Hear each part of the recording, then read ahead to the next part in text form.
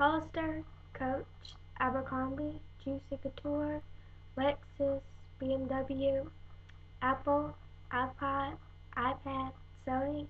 These are the names, symbols, and brands that run most people's lives nowadays.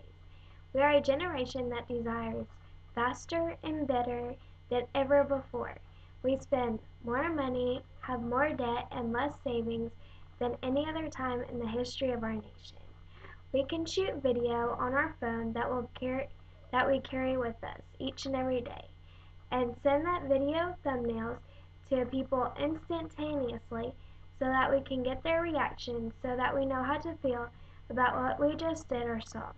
We have more ways to socially network and communicate with more people faster than we ever have, but we interact face to face with less people than ever. We know people around the world, but we don't know who lives right next door to us. We live in a very complex and complicated world that is insane is that the majority of us choose to keep it that way. Well, not me, not anymore. I'm going to make a bold suggestion that we unplug our life and get back to the basics. Choose to live a simpler life, one filled with friends and fun and interaction with other human beings. Let's trade our virtual life for a real life that doesn't need to be measured by bandwidth, but can be measured with smiles and hugs. Why should we do this? Great question. Let me give you just 3 simple reasons. You'll be healthier, you will feel more secure about your future, and you will have much better personal relationships. You'll be healthier than you are now, meaning if you go outside and run and play with people, maybe go on walks, you'll be healthier than just staying inside playing Wii by yourself, and you'll be much happier. And if you stop eating all the time, maybe going to McDonald's or Burger King or Taco Bell, a fast food place, or microwaving your food, maybe try grilling out, cooking some steaks or fish, which is much healthier for you, or having a barbecue, which will be much healthier than eating McDonald's cheeseburger or Big Mac. And you will, instead of eating processed foods that are high in sodium and carbohydrates that keep those pounds that make you sleepy. They also rise your blood pressure, which can lead to heart attack or stroke, or a new word that has been thrown around a lot of people by their 40s and 50s, angioplasty, meaning that people in their younger days, when they're in elementary school and middle school, they tend to eat a lot more, so they just stay home and play video games inside all day instead of going out and exercising. It comes back in your later 40s and 50s or even older, although some people even sometimes younger, to make you less healthier.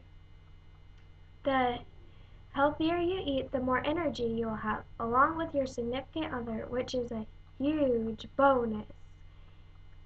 Meaning, if you eat apples and oranges, eat more fruits and more grilled foods, then you will have more energy to go outside and play soccer with your kids or shoot some hoops, playing basketball. Another idea is to try and grow your own food. If you knew how many chemicals are in the food you eat, you would be sick. You can always grow a garden that will help you to eat more fruits and vegetables. We all know they're always better when they're fresh. Next, you'll feel more secure about your future. When you're not spending all your money on the name brands and the newest stuff, you have more money in the bank. Why pay $50, $75, $100 for a pair of jeans that might say Abercrombie or Lucky when you can pay $15 to $20 and get the exact same jeans that don't have the logo on them. That way you can put your money into savings instead. How many cars, computers, iPads, and other junk do we need?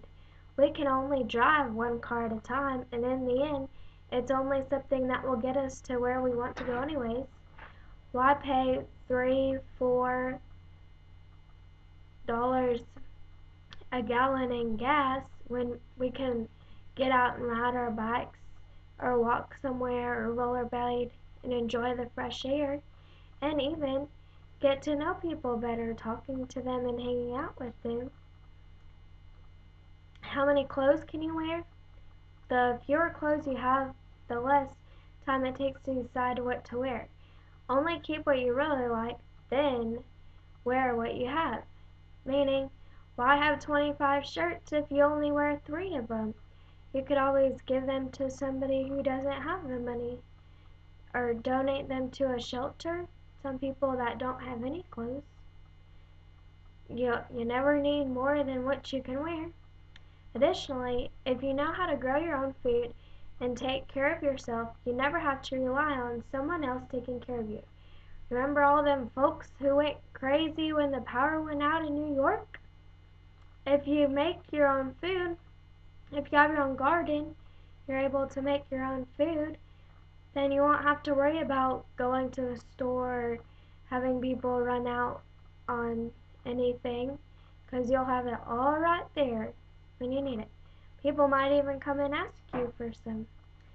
And lastly, you will have much better relationships. You can't curl up with a computer at night, meaning your computer isn't the only one. You shouldn't be just talking to your computer. You should make relationships with the people around you. Next, an iPod can't make you a bowl of chicken noodle soup when you're sick. Why not have friends that can do it for you, or a significant other, maybe your family? But if you've lost those relationships with them, maybe they won't want to do it for you. A car's just materialistic. What happens when you lose your job? The car is probably the first thing that you'll lose, but your family will be with you. They'll always be there for you. So, get rid of that stuff and instead focus on spending time with your family, playing a game, remember charades, or turn out all the lights and tell ghost stories. You always try to sit down and talk with your family or have maybe family dinners once a week to see how everybody's doing and catch up with the family. Maybe even add some friends over. Get to communicate with them some more. Actually talk to the people in the store instead of sitting in line grumpy, mad. Maybe you can try and talk to some of the people, meet some new friends. You never know, you might make that person's day. They might be having a really bad day. When you get to the end of your life, you won't care about the cars drove or how much the watch was on your arm. You'll care about the people around you who care enough for you to be